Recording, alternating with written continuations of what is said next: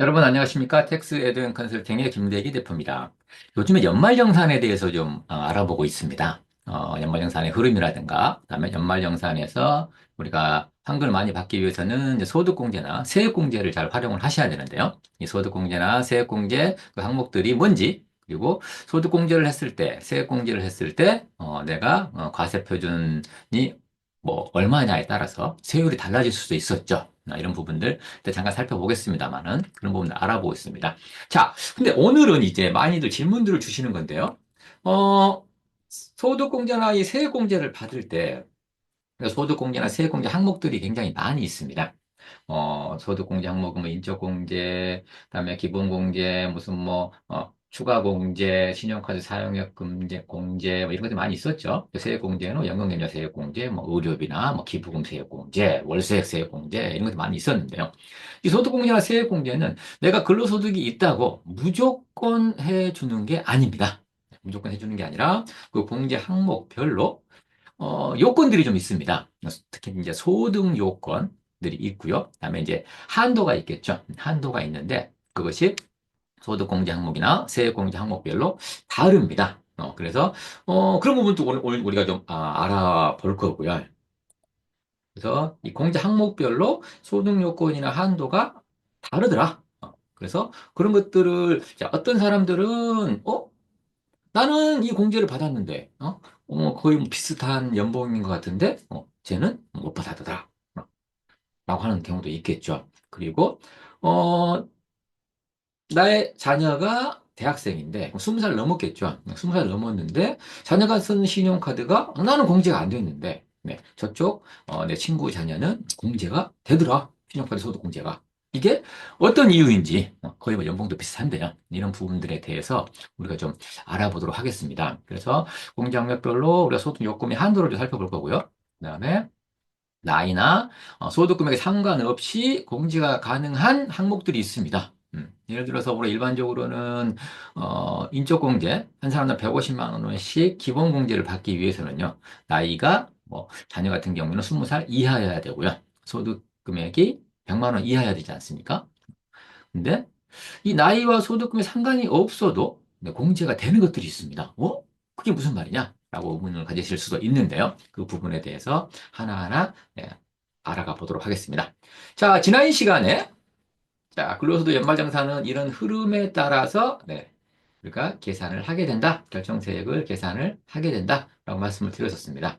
그래서 여기에서 우리가 중요한 것들은 이 소득공제와 네, 세액공제를 활용하는 방법들이 있었다. 그래서 소득공제와 세액공제는 네, 이런 것들이 있었죠.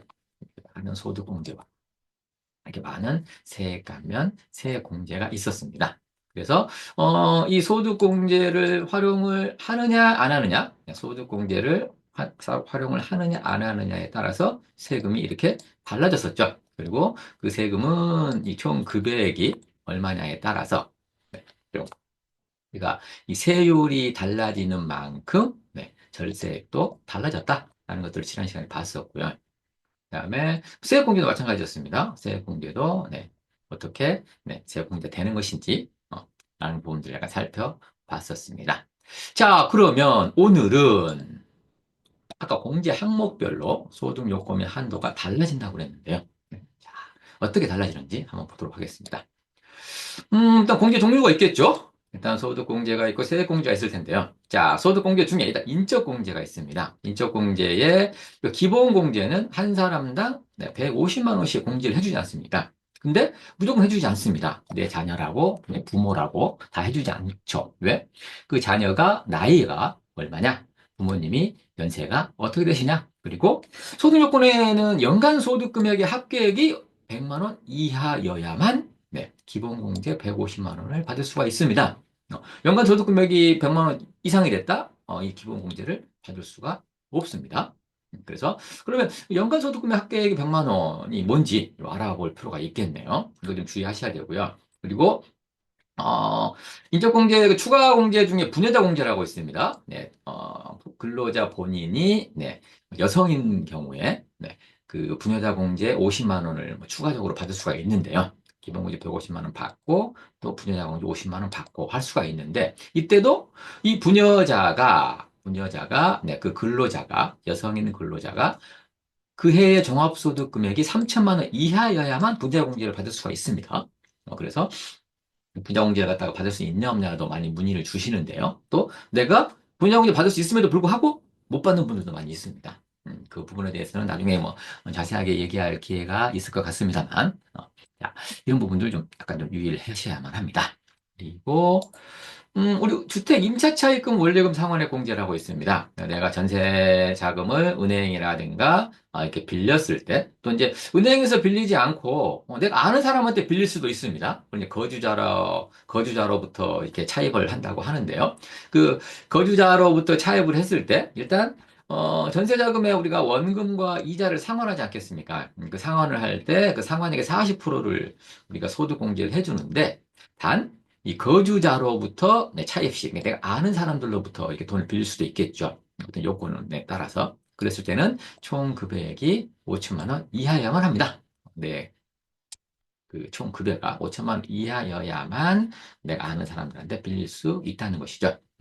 이런 것을 보면 그래서 총 금액이 5천만 원. 이걸 좀 주의해야 될 것 같습니다.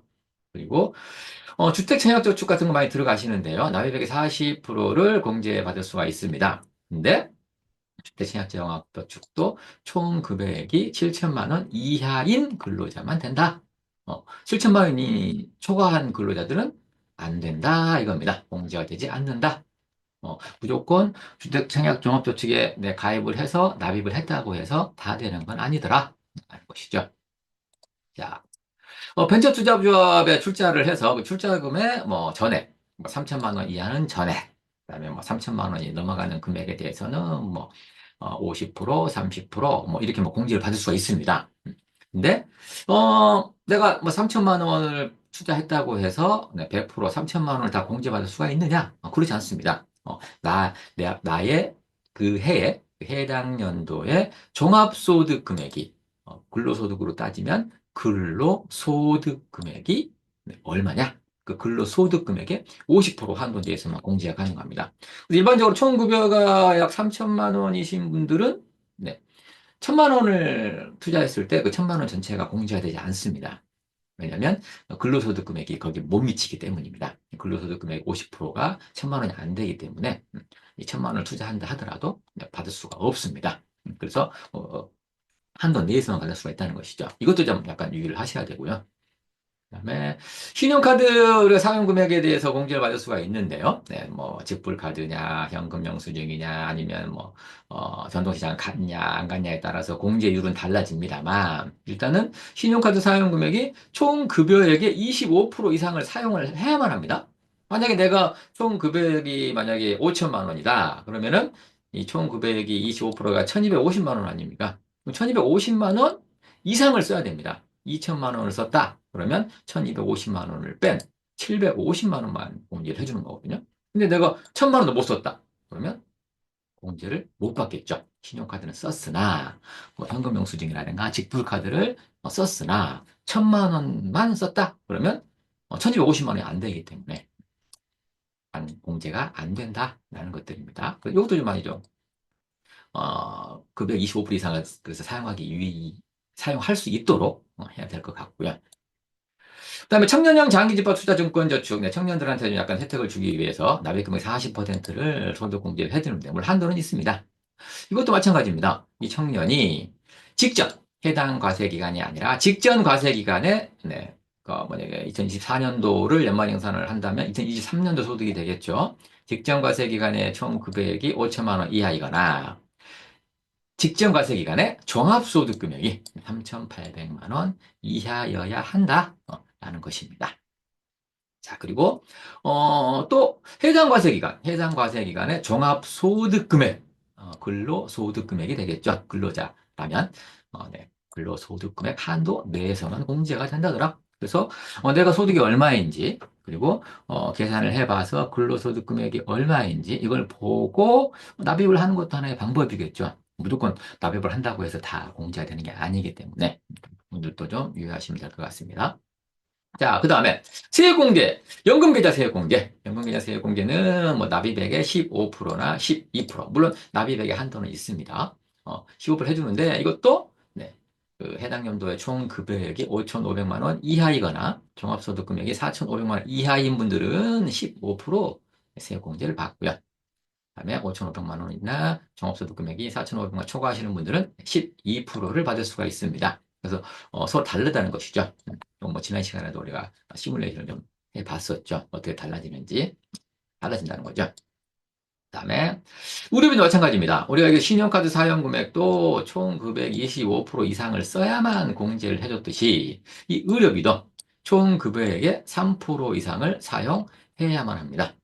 내가 만약에 뭐 5천만 원이다. 그러면 5, 3, 15, 네, 150만 원 이상을 네, 사용을 해야 공제가 가능하다. 만약에 내가 병원을 갔다가 갔는데 100만 원밖에 안 된다? 그러면 공제가 되지 않는다라는 것이죠.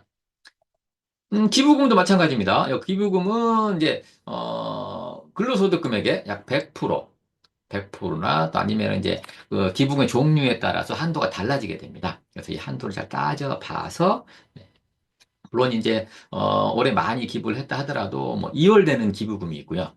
내년에 또 2월 시켜가지고 기부금 공제를 해주는 게 있고 또 그렇지 않은 것들이 있는데 이것도 잘 살펴봐야 되겠죠. 자, 그 다음에 월세 세액공제도 있습니다. 내가 지금 어느 집에 지금 임차들 들어가서 살고 있는데 네, 월세를 지급할 수 있겠죠. 그래서 그 월세를 지급하는 것에 대해서 세액공제를 받을 수가 있는데 월세의 17%나 15%를 세액공제를 받을 수가 있습니다. 그때도 이 요건이 총 금액이 5,500만 원 이하이나 종합소득 금액이 4,500만 원 이하인 분들은 17%를 받을 수가 있고요. 그리고 5,500만 원을 초과하고 8천만 원 이하인 분들, 그다음에 종합소득 금액이 7천만 원 이하인 분들, 이분들은 월세 15%를 받을 수가 있습니다. 그러면 총 금액이 8천만 원을 초과하거나 종합소득 금액이 7천만 원을 초과하는 분들은 네, 월세세 공제를 받을 수가 없겠죠. 그래서 우리가 공제 항목별로 이렇게 내가 받을 수 있는지, 그 공제를 받을 수 있는지 없는지 이게 달라지니까요. 이 소득, 요건, 그리고 한도, 이런 금액들도 우리가 좀 유의를 해야 한다라고 하는 것입니다. 자, 그러면 여기 보시듯이 연간소득금의 합계액이 그러면 100만 원 이하야라는데 연간소득 합계액이 뭐냐? 종합소득금액이라는 게 어떤 의미냐? 총 급여는 뭐 다 뭐 알고 계시는 거지만요. 이 종합소득금액이 뭐냐? 직전과세 기간의 총급여의 직전과세 기간의 종합소득금액 이런 것들이 있죠. 그리고 요 근로소득금액이라는 것도 뭐냐? 라고 했을 때 이 부분에 대해서는 뭐 추가적으로 제가 더 설명을 안 드리겠습니다. 왜냐하면 제그 유튜브 동영상 옛날 여기 보시면 총급여하고 종합소득금액하고 연간소득금액하고 지금 이렇게 비교해서 올리는 동영상이 있습니다. 그 동영상 제목 치시면 네. 그리고 제 유튜브 들어오셔가지고 보시면 자세하게 설명이 돼 있으니까요. 여기서 확인하시면 될 것 같습니다. 자, 그 다음에 우리가 일반적으로 인적공제를 받기 위해서는요, 네, 이 기본공제 근로자 본인과 배우자 부양 가족이었을 때 한 사람당 150만 원씩 공제를 받을 수가 있지 않습니까? 근데 이 150만 원을 받으려면 이 동거 요건, 나이 요건, 소득 금액 요건을 모두 충족해야 됩니다. 여기서 뭐 동거 요건은 일부 예외 사항이 있습니다만 이 나이 요건과 소득 금액 요건을 모두 충족을 해야 됩니다. 그리고 추가 공제도 이렇게 받을 수가 있는데요. 이런 것들도 마찬가지로 그 공제 금액에 따라서 이런 요건들이 있습니다. 종합소득 금액이 3천만 원 이하인 경우, 종합소득 금액이 3천만 원 이하인 경우. 네. 그러면 이 나이 요건과 소득 금액 요건이라는 게 뭐냐? 인적 공제에서 이 150만 원을 받기 위해서는 또 이 기본 공제 150만 원을 받은 분들 중에 이 추가 공제를 받을 수 있는 이런 요건에 해당된다면 추가 공제를 받을 수가 있는 것이죠. 그래서 그럼 나이 여건과 소득 금액이라는 게 뭐였냐? 이겁니다. 뭐 다들 뭐 아시겠습니다만은 이겁니다. 네, 직계전속은 60세 이상 돼야 되고 또 아들 딸들은 만 20세 이하여야만 되죠. 형제자매일 경우에는 20세 이하이거나 60세 이상 돼야만 하고요. 이랬을 때 뭐 동거 여부는 뭐 크게 뭐 문제는 없습니다만 소득 요건도 연간 소득 금액 합계액이 100만 원 이하여야만 합니다. 예를 들어서 자녀가 네, 있는데 기본공제 150만 원을 받기 위해서는 자녀는 만 20세 이하여야만 하고, 연간 소득 금액이 100만 원 이하, 거의 소득이 없어야만 한다는 얘기입니다. 그때 150만 원을 받을 수가 있다. 그래서 20세가 넘어가 버린다거나 아니면 소득 금액이 100만 원 이상이 되어 버리면, 초과해 버리면 받을 수가 없다는 것이죠. 자, 그렇다면 우리가 인적공제를 받기 위해서는 나이 요건과 지금 소득 요건을 다 만족을 해야 되면 되지 않습니까? 다 충족을 해야만 150만 공제를 받을 수 있는데, 그렇다면 자, 어, 자녀가 대학생입니다. 대학생이었을 때 그럼 20살이 넘었을 수 있겠죠? 20살이 넘었습니다. 소득은 없습니다. 그러면 150만 원 공제는 받을 수가 없습니다. 왜? 20살이 넘어가 버렸기 때문에요. 네. 근데 소득은 네. 소득 요건은 만족을 하지만 20살이 넘어가 버렸기 때문에 기본 공제 150만 원을 받을 수가 없습니다. 그러면 자녀가 이제 소득이 없기 때문에 부모가 준 돈으로 또 아니면은 부모가 준 카드 또 자녀 명의로 만들어준 카드로 이렇게 쓰고 있지 않겠습니까? 사용을 하고 다니겠죠. 그리고 그 결제는 부모가 해줄 수도 있고 아니면 자녀한테 돈을 용돈 같은 걸 줘서 결제를 해라 라고 할 수 있겠죠.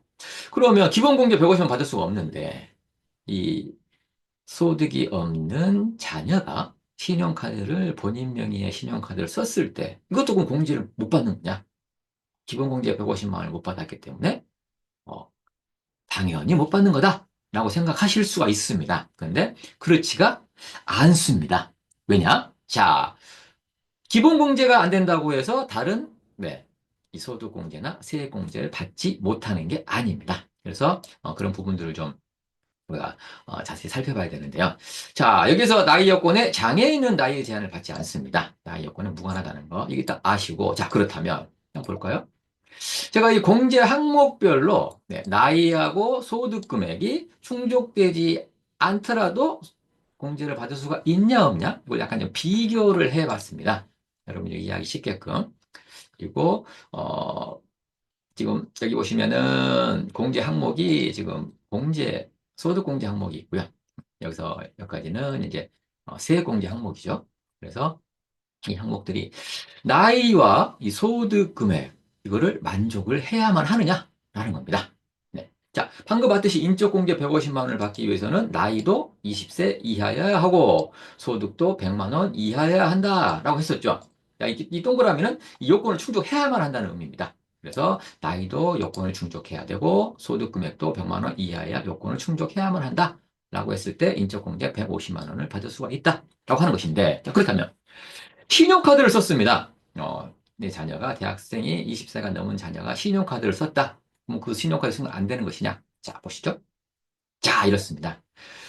대학생인 자녀가 20세가 넘었다 하더라도 이 대학생인 자녀가 소득금액 요건을 충족한다면요. 소득금액 요건을 충족한다면 소득이 없다면 나이가 20살이든 30살이든 아빠의 연말정산 때 자녀가 쓴 신용카드를 소득공제 받을 수가 있다라고 하는 것입니다. 네, 인적공제하고는 다르다는 거예요. 다르다 이겁니다. 자, 20살을 넘었기 때문에 인적공제는 받을 수가 없었겠죠. 150만 원을 받을 수가 없었지만 신용카드 쓴 거는 받을 수가 있었다. 그리고 자, 우리가 이제 자녀들을 위해서나 부모님들을 위해서 이 보험에 가입할 수가 있습니다. 이 보험에 가입할 때는 어떻게 되는 것이냐? 자, 그냥 일반 보장성 보험, 장애인 전용 보장성 보험이 아닌 일반 보장성 보험을 갖다 가입을 했을 때 이 보장성 보험료 세액 공제를 받기 위해서는 이 나이 요건과 소득 금액 요건을 다 만족을 해야만 합니다. 네, 그래서 부모님도 소득 금액이 만약 100만 원 이상이 돼버렸다. 부모님을 이 보험자로 해서 내가 돈을 냈다. 공제가 되지 않습니다. 네.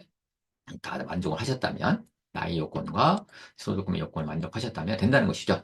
근데 아까 장애인 같은 경우에는 나이 요건이 나이가 상관이 없다 그랬죠. 네. 나이 요건이 무관하다고 아까 그랬지 않습니까?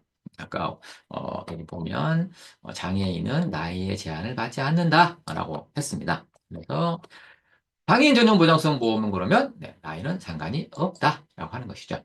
소득금액은 그래서 근데 장애인을 하더라도 소득금액은 충족을 해야만 한다라고 하는 것입니다.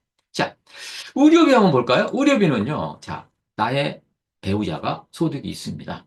그리고 나의 부모님이 네, 소득이 100만 원이 넘어갑니다. 근데 자녀가 만약에 100만 원 넘어갈 수도 있겠죠? 근데 내 배우자나 부모가 아니면 내 자녀가 병원에 입원을 했습니다. 병원비가 발생을 합니다. 이거 소득 금액이 100만 원이 넘어갔기 때문에 내가 의료비 공제를 못 받겠구나. 그래서 내가 의료비를 못 내주겠다. 뭐 이렇게 할 수는 없겠죠.